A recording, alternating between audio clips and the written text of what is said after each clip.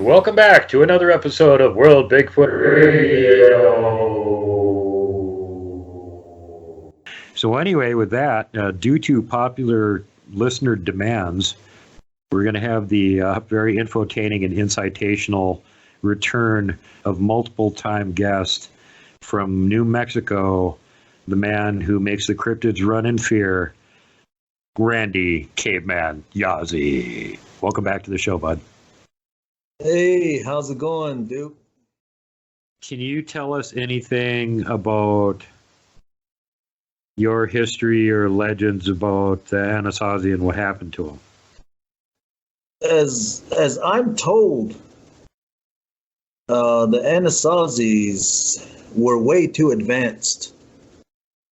I'm thinking that they're talking about technology. And my grandpa, in his old age, he used to talk about they were the ones that had come up from the south into these areas, which we call the Four Corners area of New Mexico, Arizona, Utah, and Colorado. The Anasazis had their, they were migrating also. They were doing. Did he that. know where they had come from originally down south? He used to say that they had come down from the south where there were a lot of mountains that they had made themselves, from the Incas, and I forget what the other they had made themselves. You mean like the pyramids? Yeah, the pyramids from there. And just like the Hopis, they're all in the Pueblos. See, these two are different, and also the Zunis are different tribes. They're not all the same. And that's what he used to say, that they used to come. They came from there, and they had traveled all the way up this way. Why? I don't know. He never did, say anything about it. Because back in them days, I guess the Navajo and the Hopi, they coexisted. Just like right now, there's the Hopi reservation is within the Navajo Nation boundaries. Always been like that. The Hopis depended on the Navajos just as much as the Navajos depended on the Hopis.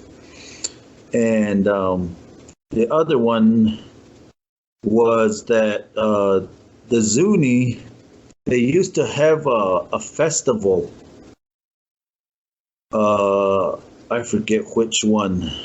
The spring, or I think it was the kind of like the starting starting of the rains, which was like when the monsoon season started. They used to have a festival, and they would invite a whole bunch of Navajos, and they'd eat with them, party with them, more or less. And when the Navajos passed out, then they would cook them, and then make those, cut up the meat, and then serve it to the other Navajos that were still coming in, and more or less like cannibals and all of that.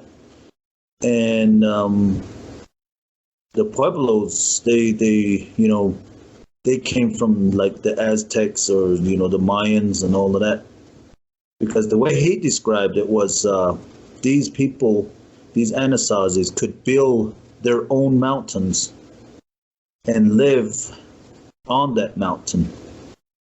So that's how they had them structures like houses on top of one another. And in the old villages of the Pueblos and the Hopis and the Zunis, they're still like that. They're structures upon structures, in houses. And that's what he used to say. I never questioned him or anything like that. He just, I guess they used to trade. It's what he used to say. He used to trade with the Hopis. They would go down to where the Hopis live and do ceremonies with them. And that's how he had come up with that story. I guess they told him more or less. And that's the reason why the Hopis and the ones that are now here nowadays are the ancient people. That's what it means, Anasazi, the ancient enemy, because they used to come around and pick off whomever they caught and took them back, and there were sacrifices. The way that my grandpa used to say was they used to burn the people that they caught. So I'm thinking sacrifices from there, and that's the bad people. That's why they called them Anasazi. Really, it's called Anasazi, Ana meaning the enemy, Sazi meaning ancient. And they were here. That's pretty clear, though. I mean, you don't have to have much more of a clear picture than that. Yeah, that's what my grandpa had relayed to me. He was blind at probably around 80 years old, and the next 23 years, then he went through life all blind. He went blind at about 80 years old. And he became really old and died at 103. Jeez Louise. Well, yeah, you can't say he didn't have a full life. That's a long time. Wow. Yeah. Nice job, Grandpa. So did you guys have specific history about what ended up happening to the Anasazi? Because I've heard a couple other stories about that were pretty interesting. I was wondering if you guys had a story about where did they go to? They the way that my grandpa had said is they got too wicked. They were so wicked, meaning like probably too technological, and they started doing all kinds of experiments on other races, and they were good at it. And they're the ones that built the Chaco buildings down towards Albuquerque from where I live, about halfway. And in the legends, it says that the tribe from here at that time, I guess the Navajo and the Apaches were the same. Heard it. They started going to war with them, and they heard it. The ones that they gathered up, they pushed them, exiled them towards the north, and that's the reason why native tribes, or like for me, as being Navajo, the color of the north side would be black. That's just like the part where all wickedness exists. And so, anyways, they herded them all across the trees where they grew up into the skies. And these trees were so humongous. They passed them, they herded them through all of that. And also, they came up upon land which was just covered in ice. Nothing grew. They came out of all the wooded area. So I'm thinking the redwoods is what. Right. Well, we went over this in the War on the Giants now. So what you're saying is the Anasazi, the ancient enemy, were the giants. No, not really. These were people that had technology. Okay, so were they allies of the giants then? They knew he didn't say, but it's all of these. They had started to manipulate like genes, like just right. How the doctors or the scientists are doing nowadays. Yeah, that would be considered wicked, according to the Navajo. So maybe the Anasazi almost sound like they're the Anunnaki. Yeah, kind of like the ones. Well, I don't know what that place is called, way down Peru area, like the Pikachu. Well, down there, they've got the down there. They've got the Conehead guys. There were the like ruling elite, weird guys who were apparently sort of in favor of human sacrifice and all that sort of stuff. And then you got the same description in a lot of the giants and stuff of having that weird cone head, the Anakim or whatever Nephilim sub-tribe it is. But, so, I mean, sure, you could have shorter versions of it because they talk about that. Ones that are only like, 7-8 feet tall, they still got that weird non-human head. And, the same kind of bad habits that the bigger giants that they hung around with and everything had. See, there's another story about the Anasazi getting wiped out. Basically, it's the Holocaust of Giants theory that the giants went ripping through there and basically ate most of them all in like that might be coming from a different tribe.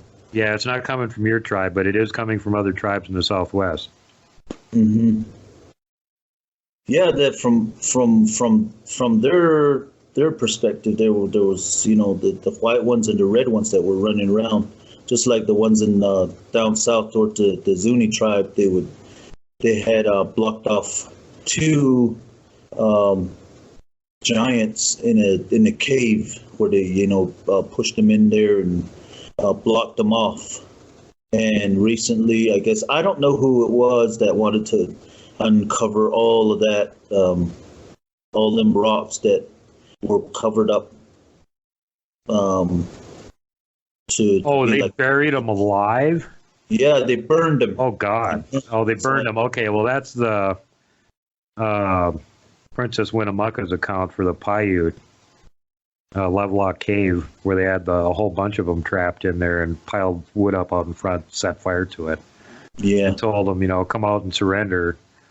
And, they wouldn't surrender, so they killed them all. Yeah, they were just eating people left and right. Yeah, and that was the issue. They tried to make a deal with them and said, hey, if you guys don't have enough to eat, we'll bring you buffalo and stuff too. You don't have to eat us. And they just went, no deal. We like eating you guys. Oh, okay, well, I guess we're going to have to kill you then. Yeah. That's why a long time ago, the Southwest tribes, they used to live kind of like underground. And if you go to one of the older hogans, what we call hogans, they would be set about maybe 2 feet into the ground, and that's where the wooden structure would start, and then built all the way up. It was just only to hold maybe 5 people, and it was just maybe I'd say 15 foot across homes. And Yeah. my majority of the homes, except for the Pueblos and the Hopis and the Zunis, all of these tribes, they built upwards, and they lived in caves as to where they started building these structures along the cave, in the cave areas. So the only way to get up and down was the ropes or ladders that they had built. Right. Even if And you were a giant, you wouldn't be able to reach up and grab. yeah, you wouldn't even be able. It was on sheer rock, just flat. And and all the other tribes, they lived kind of underground, even like the Paiutes. That's why the Navajos called them prairie dogs, more or less, because they lived, that's the name they gave them. They come popping up out of the hole in the ground and snipe at you, or what? Yeah, it was just like living underground. Yeah. I'm laughing, but I mean, it's like, I know what you're talking about, and I've heard that from the other tribes and cultures and stuff in that area, that you seem to go back far enough, and there's that point in their legends and their oral history where it's like, well, yeah, we were living underground a lot right then, or we were living underground completely, and then we came back up to the surface again, and that sort of stuff. So it kind of made you wonder what was going on. Why were they being subterranean? Were the giants just eating everybody, or what was going on? Yeah, that's possibly, because they were with legends. They were already here. These giants were already here, and some were good and left the people alone, but some of them, just like any other gangs that we have out there, are just no good. And that's how I understand it. They just ate people left and right. Yeah, man, it wouldn't take very many of the really big ones with an attitude like that to get rid of a lot of people really fast. Yeah. See, that's part on one of the episodes that we talked about how I was told to run just right, about 0 dark 30. More or less what they used to say was when the big star came up, that's when you're supposed to be up, meaning the morning star. And you do your running and your exercises then. And then as dawn wakes up with you, then you're accepted into there. That's like that was like a warrior training. Huh. And also, running, and then just like I said, this thing chased me all the way back to my house, and it stopped somewhere in the wash area. But I came up back to the other side, and all my dad said was, "Hey, you beat that monster that's down below. You outran that thing. That was all it. No remorse, nothing. Whether you were taken or not." Good job, son. You didn't get mugged. Yeah. So old horse face was down there, but I thought it was a man. One of my cousins playing a trick on me. That's all I thought. Never did I think that it was a monster, because like I said, they more or less look like us. Yeah. The native tribes. Yeah. You got like the type ones running around there. They look pretty humanish. Yeah, they look human. Even though when they walk inside late at night, they'll be looking at you and they look like one of those hobos. And they stink, and they never take their damn hairy coat off. Exactly. Even in the middle of summer, they be wearing a coat. Yeah. The thing about it is, we used to slap their hands, when they used to start feeling our faces. Oh, when you were sleeping in the summer huts and you didn't have the door on there, and they just come wandering in and mess with you guys. Yeah, mess with us guys. They'll go through, just about everybody. And you could hear somebody, wake up in your sleep and then just have your eyes closed and just listening. And then somebody will be saying, "Stop bothering me. Go on, get out of here." All the Navajo slapping their hand and all that. Just wander in, like you said. But the thing we noticed is, proper human etiquette for Navajo. You close the door after you walk back out. This thing didn't. So we would. It was just a plywood that would just be moved in the doorway. That was it. There was no proper door or anything. It was just that plywood slid into place, and that thing would come in and start bothering people, and then it would walk back out without even closing the door, so to speak. And that was the only difference. Yeah. It doesn't sound like, it sounds like for the most part, you've got pretty decent relations between the Hostine and the Navajo down there. Not too much problem with it, but I've heard reports down there, and you've talked about some of them before, where there's been some pretty friggin' hostile behavior and humans' limbs being torn off and whatnot. Yeah. Has there been any of that happening here in the last 8-10 months since the last time we had you on the show? No, there's,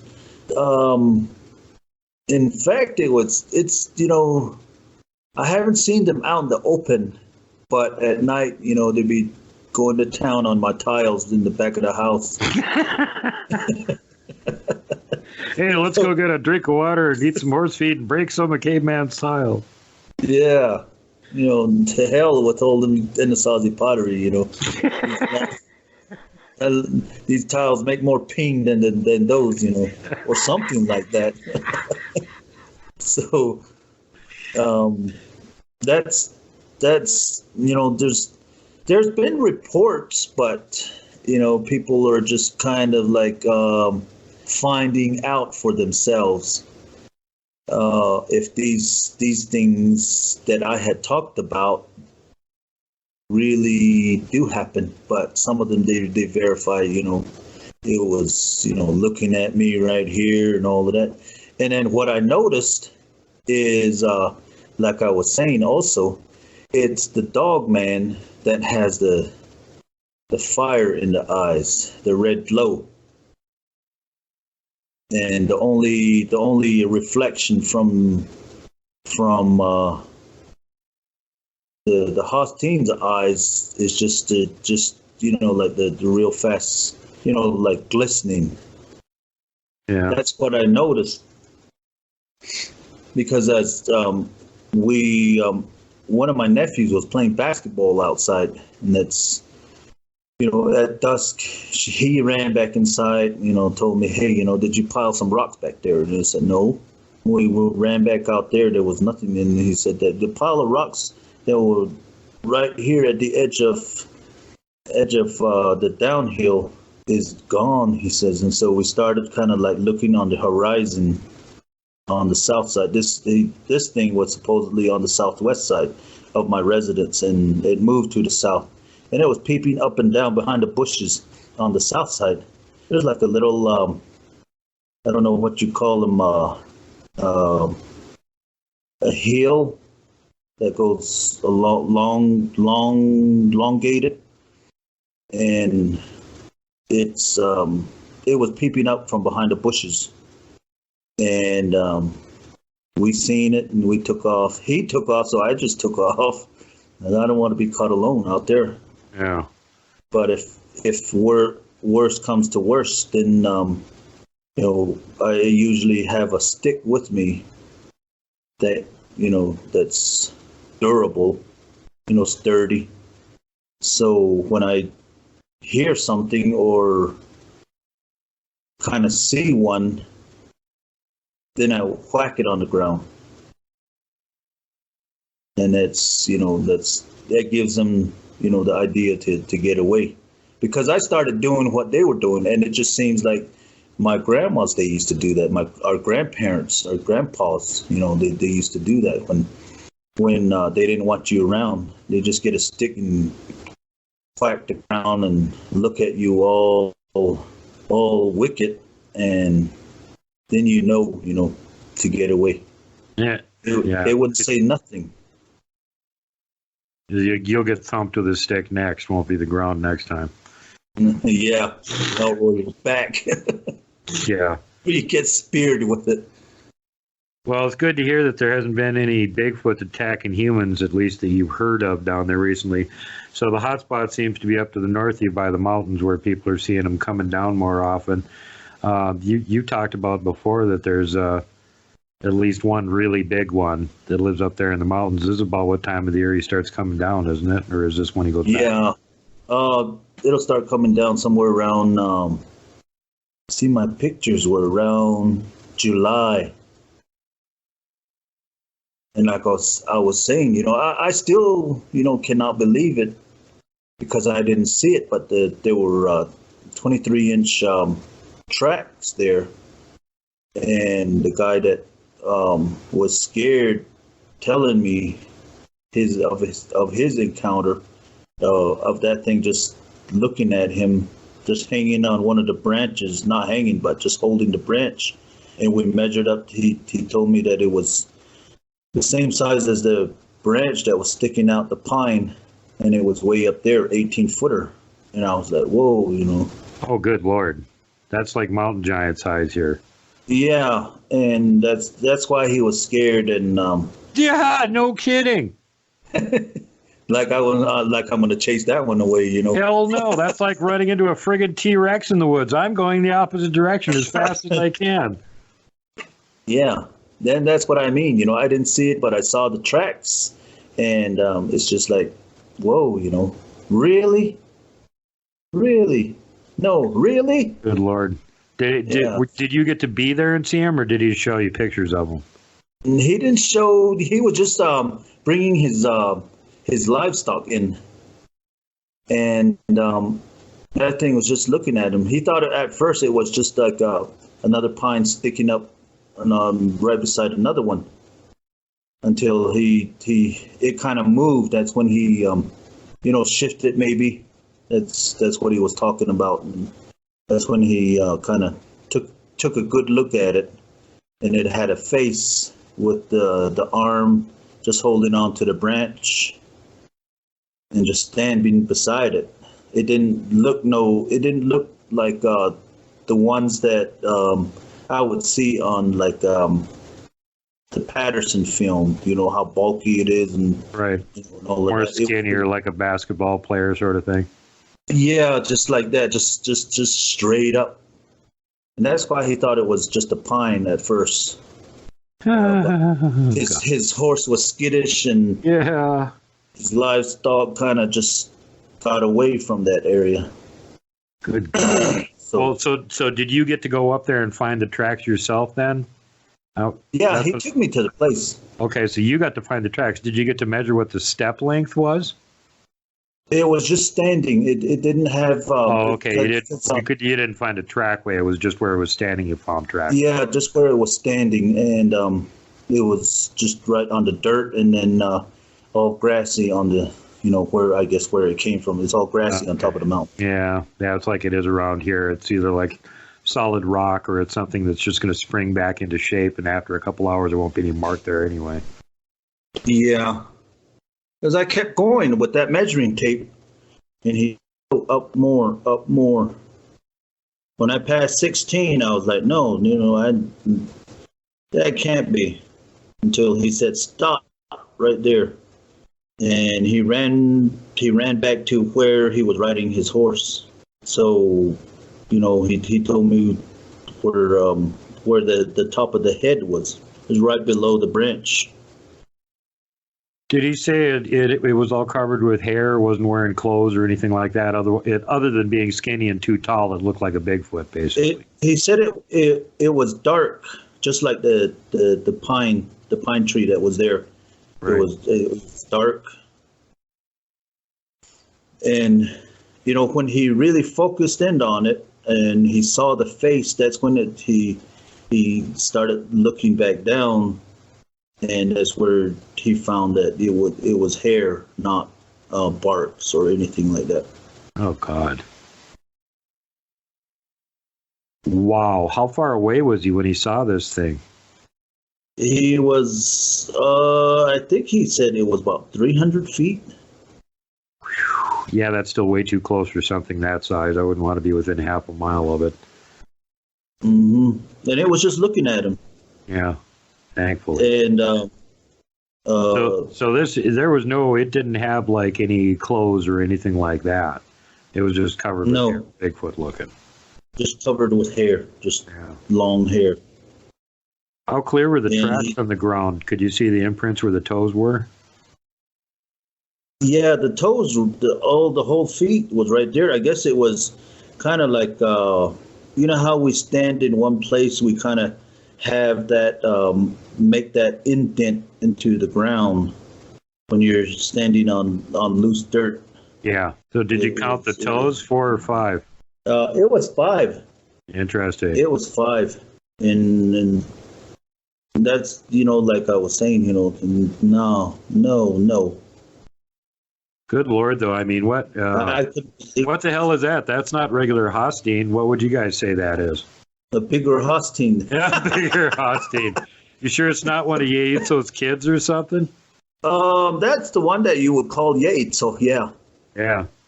Well, you guys killed off the original. Yeah, you killed off the original Yaitzo. But if they're like I said, they move. They really don't stay in one place. They would move. They're always on the move. Yeah, they got a big territory. Either within a family, the family pod that they have, or there's just one, scouting the area, and the one that's lost. The one that's lost is the one that's always screaming on the top of its lungs, trying to find another family pod or something like that. That's the one that screams, trying to figure out where it would have another, what do you call it? Another family. Yeah. Because we all just say, there's family. We don't say pods or clans or anything. We talk about it as, just family. And we would say, just like naming it, just like animals, like the bull, and then there's the female. The bull would be the one that's the biggest, and the female, if it has titties, and then the little kits, the squatchlets. Of course, so that if you see them way off, and that that they're the smaller ones, they're probably the same size as us, like 6 foot or something like that. Or sometimes even littler. Sometimes, even little, like the ones we used to play with. Yeah, exactly. If you think about it, that Squatch is probably like half the age of you guys. If you were 10, he was probably like 4 or 5. So it's like, woohoo, let's go play with humans. This is fun. Yeah, play with those people over there. Well, whatever name they give. Those goofy looking, weird, hairless Bigfoots over there that are kicking that can around. Yeah, I think that, the nearest neighbor at that time, we moved. There's a lot more people that have moved in, but at that time there was only 3 houses on top of the mesa. Now there's 13, and the nearest neighbor that we had was like probably about 3/4 mile, and we always used to wonder, why it would come out way out there just to play with us.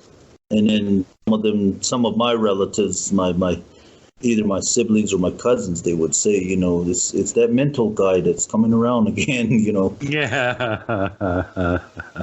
So, it didn't really, that thing didn't talk. I don't know if it was a he or a she, but it didn't talk, but it would giggle and laugh with us. Yeah.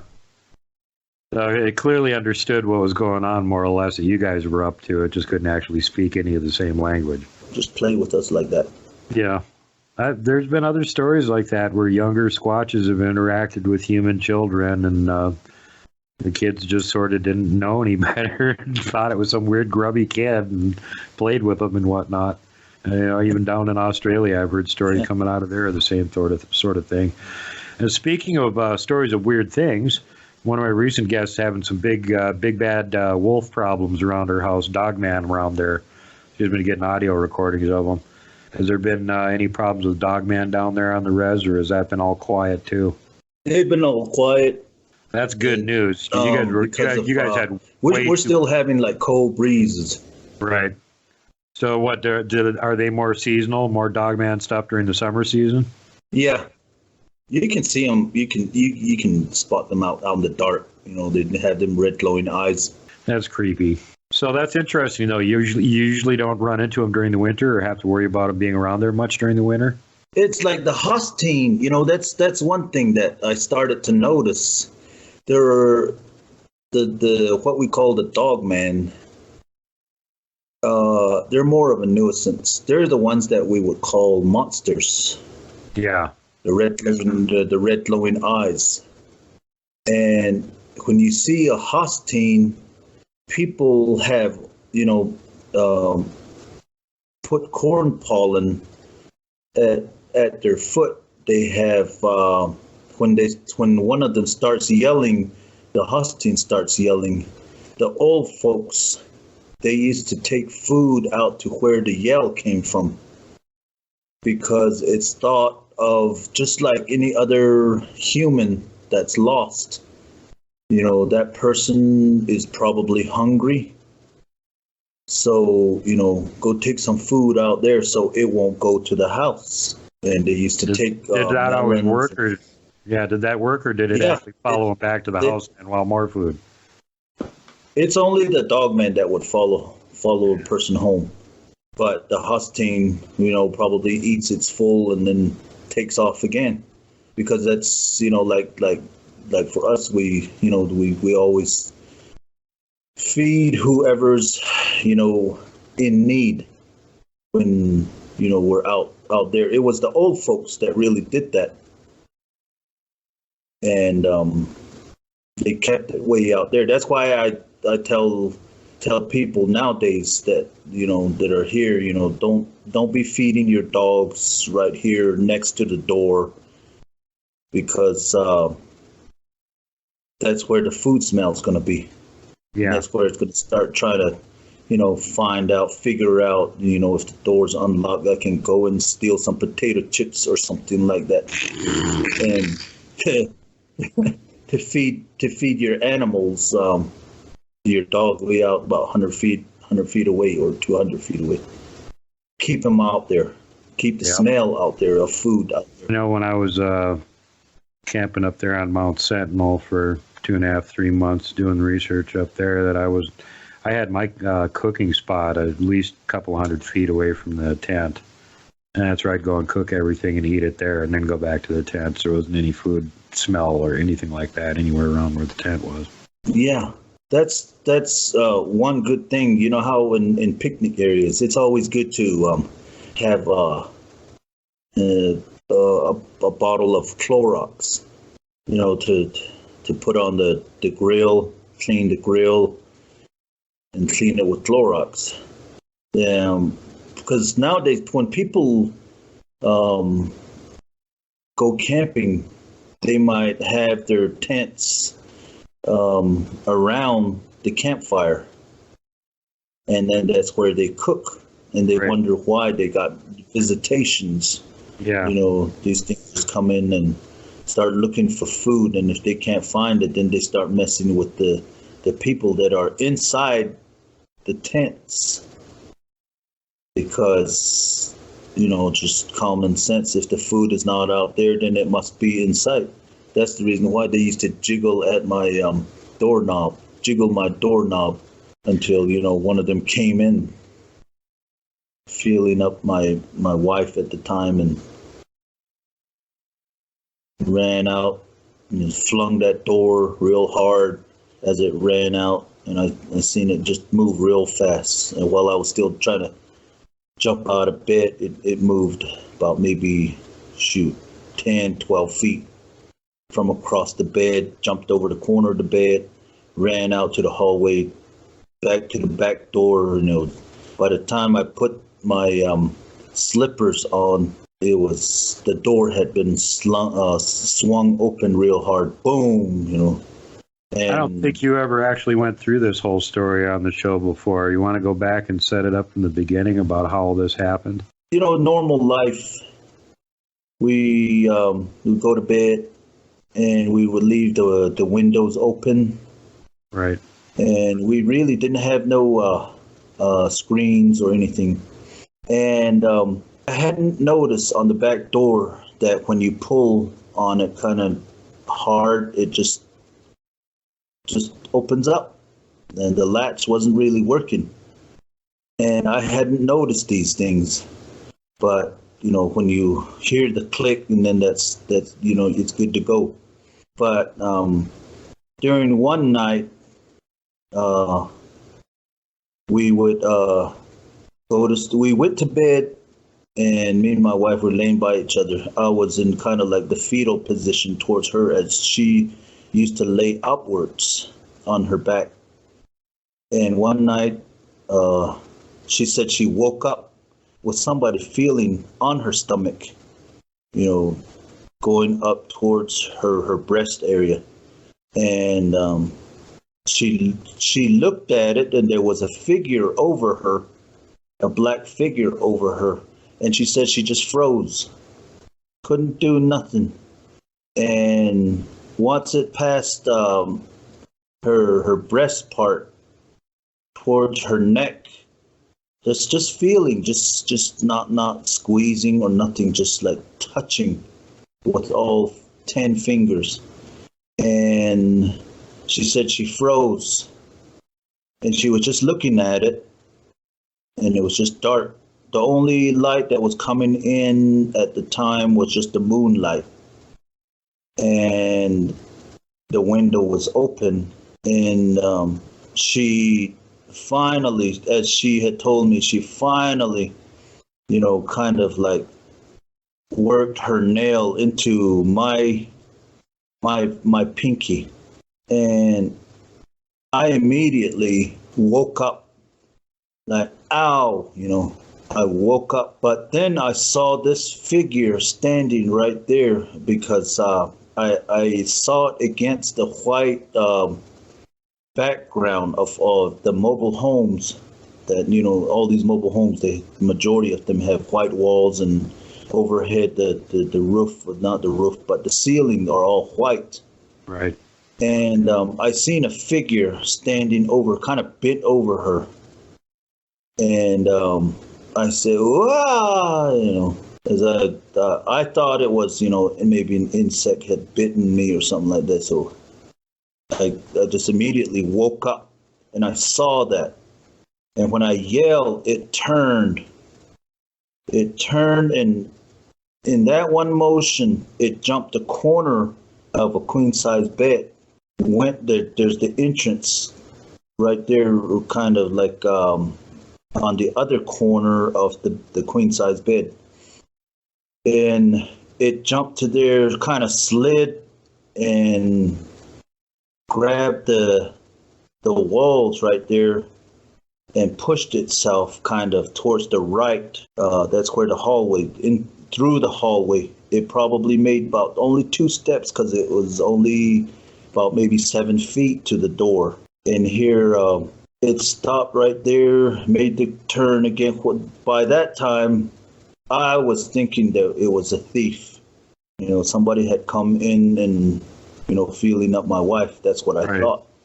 So I was, mad that somebody touched my wife.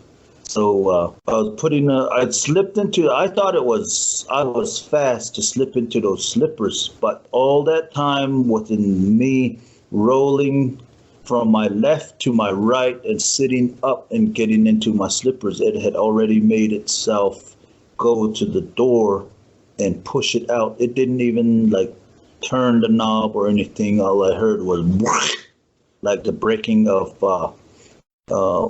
cheap metal.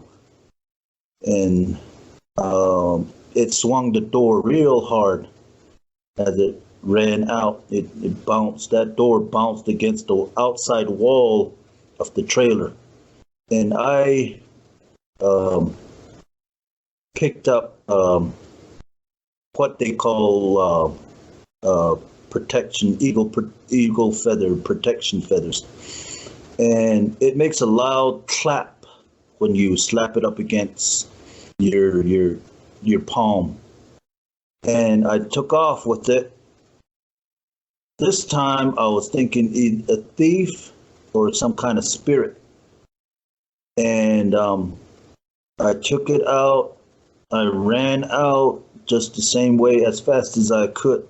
And I jumped out. I didn't use the steps. I jumped out onto the ground. And to the right, which is the south, I heard footsteps. So I ran that way and kept smacking the eagle feathers onto my palm, making that real loud whack sound. And I did that, and then I stood and it went somewhere. It just disappeared. It was dark. The only thing was I didn't see no figure moving at night, even though there was moonlight, because it was probably about far away by now, maybe 100, maybe 50 to 100 feet. And I stopped right there, and I was yelling after it. And in Navajo, when you encounter something that startles you, you have to get mad at whatever it is in return. So I started swearing and all of that in Navajo, and I said, the same thing that Yates said to its victims, which was, when I find you, I will build a fire and then boil you underground and then eat you. That's what I said. I remember that. And I was mad out there pacing back and forth, quacking that eagle feather. I ran back inside. My wife was all startled. What was that? That was a ghost. And I said, I don't think it's a ghost. I think it was a thief or something. It's, because I seen it. I seen the shadow take off. And why would the door swing? If you think of it common sense wise, if it was a ghost, it'd just go through the wall or something, or just disappear. Fly out the open window. Wouldn't need the door at all. Yeah. It was way too big for the window. The window was only like 2 by 2. Yeah, but a ghost can squeeze through a 2 by 2 window. Oh, yeah. It just maybe float off or something. I'm just thinking. But this thing actually moved. That's what I told her. So, we have a thief, and I didn't have no, at the time, I didn't have no spotlights, flashlights, or nothing, I only had traditional artifacts that I use, and plus the 22. So that was my only protection. Other than that, I'm gonna scratch your face, Yeah, that's not a lot of protection. So at this point, did the wife decide that you needed a little bit more security at the hacienda there, or what did she have to say about it? Well, the next few weeks, she talked about it, and she tried to get one of those 50 cal rifles. Well, she had the right idea anyway. Yeah. I told her, we don't have the $5,000 to pay for that rifle. Yeah. I probably won't even use it after that. But later on, I bet I'm just thinking that, based on when my nephews and nieces came around, they used to stay with us. They always used to, argue about somebody taking their candy or their chips. And they would hide it, but still it would be gone. Then they would try and say that it was me that was eating all their snacks in the middle of the night while they were asleep. I said, no, I didn't. So it has been coming in before and after, that encounter. Even we must have, had been going to sleep in deep sleeps at the time, because it would take like food from inside the refrigerator also. The food be disappearing from there. Just one item. Do you think a bunch of them around the res are doing this kind of behavior, or do you think this might actually be the notorious Cookie Monster? there's one of my buddies that I used to work construction with. He said that he had seen one, and he didn't want that hostage to go to the house, so he would get a couple melons and drop it off way away from their house. And in the evenings when he would drive through, he would drop those melons off, and then he would continue on to his house. And in the mornings, those melons would be gone. And so he figured, they're staying out there. And he got laid off for about, I think it was 2 weeks.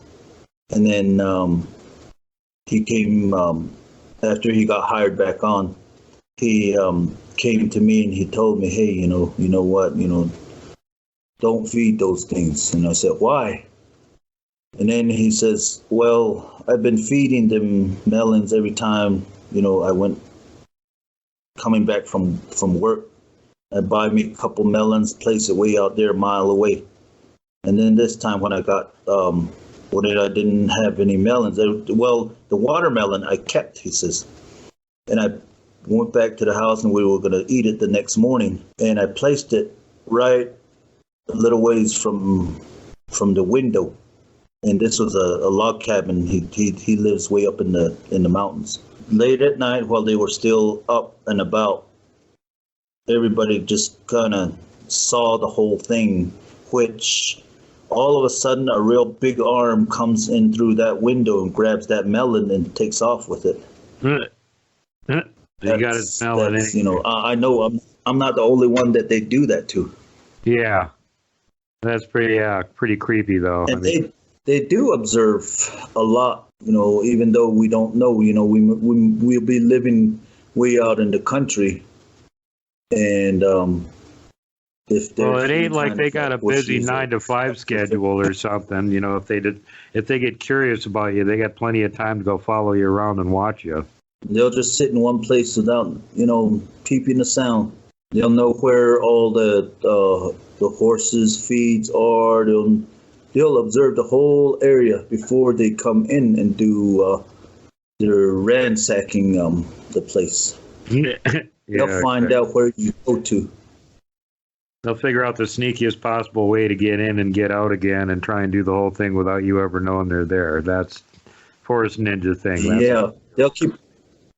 They'll keep on doing that until they get caught. Yep. Somebody knows it. And they'll figure out a new There was another story. Yeah, there was another story. This was in a housing area, and one guy, I guess, went out to smoke his cigarette, and he said that there was a shadow moving towards the door of the people that live right across them, and he just looked at it while he was smoking his cigarette, and this thing came. This guy, he says, goes inside. He was as tall as the doorway. Goes inside after, I'd say about 2 minutes. I think it was what he said. Somebody screams from inside that house because they had the door open. And this thing runs out real fast and takes off down towards the dark area. And the people that came out of there were way smaller than the dude that ran out, he says. So if you leave the door open, it'll walk right in. Yeah, open door is open invitation. That's how, uneducated we were about these things. They came inside and then, they probably slept by us or something like that. In the morning time, the woman would say, you stink, and then they kick you out of bed. Well, you got the supernatural thing there too, like if you don't invite a vampire in, they can't come into the property. And, so open door, open invitation, and spooks and vampires and Bigfoot and any kind of thing can wander into your property if you got the door. Even a dog will walk in. Yeah, Yeah, even the dog, when they haven't got their chains tangled together because the Hostine left them that way, then they can come in. Yeah, that was amazing. To hear the chains were all tied together. The two dogs I used to have, and they let go of both dogs. One hung around, the other one was way out there somewhere. Well, they seem to get along better with those dogs. You just recently lost one here, right? Yeah, my Chihuahua dog, blessed his soul. He always used to act like he was the alpha of the whole outfit and of dogs that I used to have. Two female Koyo dogs. One is just the daughter of the main one that I had, and she's pretty good, as big as a full size German Shepherd, because it looks half German Shepherd, but the coat is tan. It kind of has like that fluffy coyote tail, all of that mixed in with a German Shepherd. And I picked up 3, and as we were going towards where those little puppies were yelping at, seeing the coyote run out of there. So I figured that might have been the mother. And we picked up those 3 little puppies, and I took them home. And 2 of those puppies started attacking my goats. And so I had them taken to the vet, euthanize them, and then, because they're no use once they start attacking livestock if you have dogs. Yeah. And then the other one I kept, and she was the smart one, and that's the one I kept. And the only names that I gave him was 1, 2, and 3. So I didn't want to call him like Sally, Nancy, or anything like that. So I just called him 1, 2, and 3, and the 1 and 2 got, I took them away, and 3's the only one. So when I walk outside 3, and she comes running around from behind the house somewhere. And she had a litter, like, from there, and only one survived. And she's even much smarter. She hangs around, her coat is real fluffy, just like the goats. And she hangs around with them. And she likes to hang around with the goats. So the goats, when the goats take off, then she's like barking and tries to let the goats get away first. And she's pretty good, always hanging around with the goats. But this little one, this Chihuahua dog, as I walked in one evening, I seen him laying right in front of the house. And, we greeted each other. He wagged his tail, looked at me, and that was it. And I walked inside. The next morning, I couldn't find him because I was going to feed him. And then all through the day, I tried to, call out to him. And he didn't, nothing. There was nothing. The second day, only his head appeared back just a little ways from where he was lying down. And it was kind of like to the side of the house. And, I got pissed, looked around, thought about every animal that I could get to with my 22. But then who would bring back the head of a dog after they take it? That's what I thought. And there's only 2 other incidents that had happened before where a cat had been drained of its blood and laid on one of the electrical spools, the real big spools that I have around the house for tables. It had been laid on there with no blood. There was only one small hole on the neck, and all the blood had been sucked out or something, because that was the only disturbed area. And the other one was a puppy that I had, and I was going to keep too. And here they slit the side right along the rib cage of that puppy, and just took out only the heart and the lungs and all of that, the upper part, rather than the stomach and all of that. And the little puppy was kind of like a little ways on the west side. So those are the only 2 incidents that had happened. And I thought of those things when I seen my little Chihuahua on Chihuahua's head there. Yeah, And, that's pretty I creepy. was So you mad, never of did course. find the body. The dog disappeared, and then the next day the head appeared. Yeah, there was no body, none nowhere. And that other one that died from blood loss, that sounds like one of those, what do you call them, chalupa cobras, chupacabra. One of them chupacabra things, one of them goat suckers that drinks blood. Yeah, but the way I thought about it was this: if you have sharp fingernails and you punch a hole into the cat's neck and then suck the blood out and not eat the body, which would mean that the person that did it or the Hostine that did it, I think it's a Hostine just drinking the blood because it was thirsty. It wasn't hungry, and just laid the whole cat back right on top for me to see. Gross. Back right on top of that electrical. And the first thing I saw was, the cat. Oh, sorry that happened to your cat. And I, never really did pay attention. Before I would have like missing cats or little puppies or anything like that. I wouldn't really think of it because there were coyotes and foxes.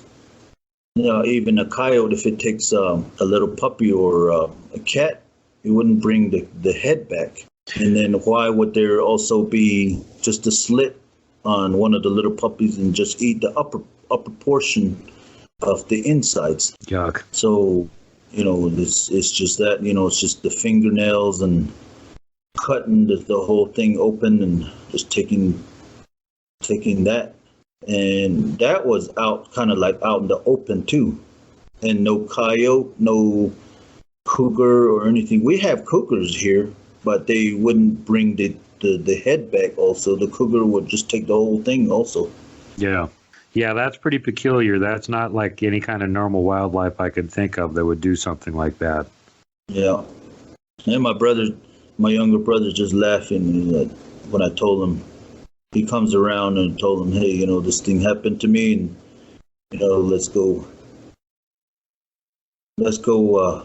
go out and find out who it was. And we try to track around. And he says, well, then, curse that person, whoever did it. And he's like, okay, shaking my fist up in the air, you bloody bastard. That's all I said. What could I say? Officially cursed by the Navajo cryptid hunter. And he shakes his fist and says, you bloody bastard, that's an official curse. Right on, man. Yeah, that's a real big curse. Heavy duty one. Carries much might. Crushes mountains, causes cryptids to flee. All right, buddy. Well, I hate to tell you, but we are like running long on time here, so we're probably going to have to cut her short, I'm afraid. But, you can always come back again. And everybody always enjoys having you on the show. I always enjoy having you on the show. So I'd hope you'd be willing to come back on again at some point. Yeah, sure. This summer, I'm going to, go out there, and he has found way down below. I thought there was only one, but he told me there was a couple. There was one that he found a whole bunch of bones right at the entrance, and these caves are like you can just walk in. Oh, this is the one you were telling me about. Yeah, they'll just this is on the Choctawash side, right? And so I want to take somebody that can run slower than me. So always a wise precaution. Good, it's a good plan with merit. Yeah. Okay, brother. Yeah, I hold my presentations too, so I try to go live with it, and that's on on Facebook, of course. I go live. Yeah, I've been trying to get him on YouTube, but he's still only on Facebook. It's Hostine Zitzloi, HASTIINDZILTLOI, right? Yeah. On Facebook. That's his group. That's Navajo for the big man of the mountains, Bigfoot. And that's the name of his group. And you have cool swag available now too, right? You're making T-shirts. Yeah, I've maybe you can put that on the MeWe. For all the folks that are out there, just be careful. You go out, keep picnicking or camping. Just always be aware of your surroundings. Always, don't take chances just because you think that you have everything. You're gonna be out there having a good old time. Always check your surroundings. Always look for that broken leaf, or if there's structures and all of that. Yeah. Just go out maybe about quarter mile, walk around first. Yeah. See what's out there. Look for just anything out of the ordinary. Yeah. Tree snaps or yes, snaps, just do that. Tree structures or giant 2-foot long impressions in the ground or boulders mysteriously flying through the air past your head. Anything out of the ordinary like that. All signs maybe you shouldn't be around there. Yep. Yeah. That's be aware of your surroundings. Yep. Most of the people that have encounters aren't out there looking for them. It's random. They just run into one. And quite often it's because they're not paying attention to their surroundings. Well, maybe next time I'll tell you about the one that I just walked into. Well, darn it, you should have brought it up on this show, but we're out of time now. So, okay, we'll have you back soon. You can tell us that story. Yeah, okay. You aren't the only one. I've heard a few of those stories before, and that's the absolute worst when you just about bump into the damn thing in the dark or something. Yeah, you won't see them until you passed it. After you have dirtied your underwear and you look back, try to keep calm, and it's not always good to run. Just act like natural, and it's very hard to do. Yes, but you just have to act natural, and they'll act natural. Yeah, if you run though, then you look like a deer trying to run away from them. That triggers them to want to chase you. It's to chase you and grab you. Yeah, you're fun then. You're game. Yeah, your reflex. Think of a cat chasing a mouse or something around. The cat isn't necessarily intent on catching and eating it. He's having fun terrifying it and chasing it. Yes. Yeah, it's the same. Just like my mom calls it. That's not a hostine. That's not anything else. That's a man animal, she says. No, it's a Yeti. Who was that, your brother that was saying that? Yeah, the next one. He thought he was, really talking fluent English. He says, that's not a Sasquatch. It's not Bigfoot. That's a Yeti. He says, it's called a Yeti. So I was like, okay. All right, smart boy. Dang Yetis escaped from the Himalayas and came over to the Navajo lands. Now you can't keep the cryptids where they're supposed to be. Yeah. Good thing that mountain giant probably ate them. Like I've been, and here the wording, the Yeti, comes close to what we say Yeti over here. Yeah. If you think and remind everybody what that means. Yeti is like the word itself means scary, mysteriously. That's what it means. Unknown. That's what Yeti really means. That's the way I was taught. Unknown, mysterious, scary Yeti. Yeah, that's the translation of Yeti. An unknown, mysterious snowman Yeti.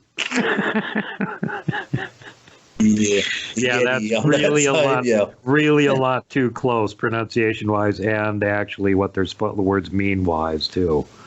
Yeti means something along the lines of evil man of the snows. Yeah, strange.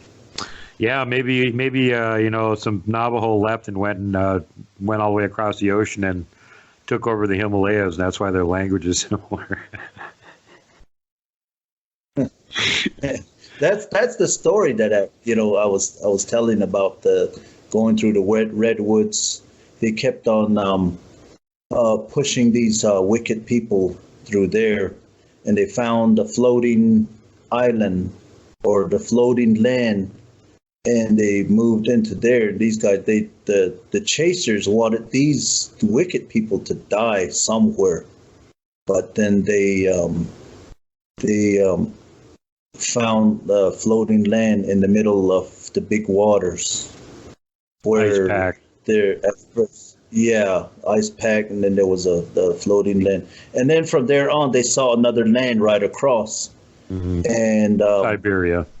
they crossed to that side, yeah, into Siberia. And So then now, there, from it what just I goes understand, over. some of those tribes that were chasing those guys didn't actually come back. Some came back and said they're going to keep chasing Yeah. them, and you guys stay here and hold Alaska basically, and don't let them come across again. And then what happened to the other tribes that kept chasing them? Where'd they go? You never probably heard again. They were some of them. That's how the song goes in one of the ceremonies. They were told to sit back and guard the entrance into the motherland. So these And guys, they became then you talking about in Alaska or in Siberia? in Siberia. They traveled through Alaska. Right. And then the floating land, I'm thinking maybe the Aleutian Islands or Right. Well, there's just actually the a ice land- pack in between during the winter, you can walk across it if it's frozen hard enough. You know, you've got the Yeah. ice pack up there that you can walk across, basically. They wanted to have these things. There were monsters coming out the water. They wanted these wicked people to get eaten by these monsters that were coming out of the water. So I'm thinking that's what they're talking about, these whales. Yeah. They're trying to feed them to the killer whales before they got across back into Siberia again. Yeah. Well, it sounds like they left a rear And then guard from- in Siberia to make sure they couldn't come back again, though. Yeah, they started to. They took all these people that ran off to the side and all of that, and some of them ate snakes and bugs and whatnot, and so they left them all there. And not tribes, but some people. Supposedly, these are all Navajos, and they were told to stay and guard the entrance of where they came from, which was the Siberian Peninsula, close to Alaska. So they won't go back through there. Huh. There were all different people that were left behind. They probably escaped and all of that, because in some weird way, those have been, what should I say, been gene manipulated back then by the Anasazis. Right. Like I said, these Anasazis were really technological. They knew what they were doing. They were like the modern day scientists now. They knew what they were doing, and they were all trying to get rid of them. And then from there on, people tried to forget anything written down or factual. So that's why all the stories started just to become oral and just passed down. And that was the first exile that the Navajo sings whenever there's people getting into psychological problems. They take them like on that journey and then bring them back purified, only to say that the good people that chased these wicked people away came back. Only the good people came back. The other tribes were left behind. Yes, that's why they say there's people over there. The other people, they call them, and then there's the other people that live north in the Canadian areas. Yeah. And all the way up east, the people got lost and came back in from the east, somewhere by Michigan, Ojibwe, and coming back this way into the Four Sacred Mountains. That's actually a ceremony, revered, for psychological purification. People don't really talk about it. I don't know if the ceremony can still be done. And then there's the second one was the separation of sexes. So there's the steps of why these things have happened and all of that. And then also in between there, there's the Yeti, which is there. And all that. They have always been living all over the place. Yeah.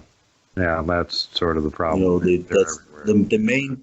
That's how they're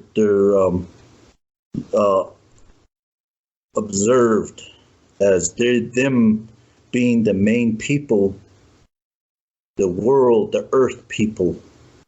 Everything that's here, like even the meaning the animals, they have hair, they have fur, and all of that. And we are just the product of, we're the hybrid. Yeah, there's other legendary that seems to point in that direction too. That even to a certain aspect, Christianity points that way too. There were the pre-Adamite races running around on Earth, and then God made us, Garden of Eden, yada yada yada, made it so that we could reproduce, and then we got let loose and started running around, being all over the place. Broke out of the monkey cage or whatever happened there. So. And it makes you wonder if Bigfoot and some of these other relic hominids are just the pre-Adamite races that were here already before we got created. And because it does seem like we're not designed all that well to live in most cases in the wild places on the earth, unless we have technology on our sides. Man, where we can live without it is a really, really small area. So it wouldn't seem like we would have been a natural product of this planet, in as much as we're horribly ill adapted to the conditions on most of it. But anyway, I got to let you go, brother. Here we're running way long. Once again, thanks for coming on the show. Glad to have you with us again, and looking forward to having you back again. In the meantime, everybody go check out Hosteen Destroy over on Facebook and say hi to Caveman.